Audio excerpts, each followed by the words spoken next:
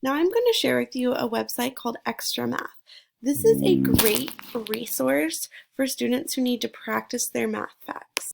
Xtra Math also does a great job in working with Google Classroom. If you have a Google account, you can easily download your class lists. So I'm going to log in as a teacher, as you can see up here.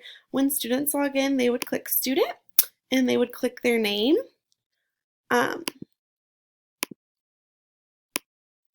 This link shows you how to add students. You can print students' pins, which is what they use to log in.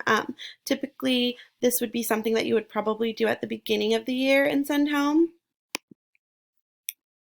Here's where you would see your class list and what kind of math problems they are working on.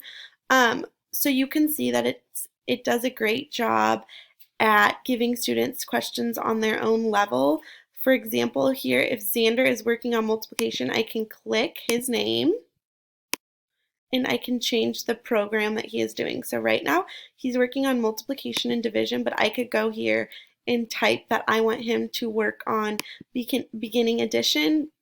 I want to hide the timer because I don't want him to stress out when he is solving these problems. And I would click OK. You can also easily change programs for all students by clicking Change Programs.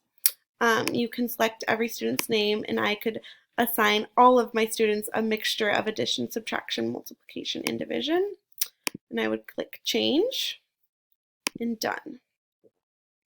Again, adding new students is easy. You would click Add Student, New Student, or maybe you have a student from a different school. So you can enroll them with their old information.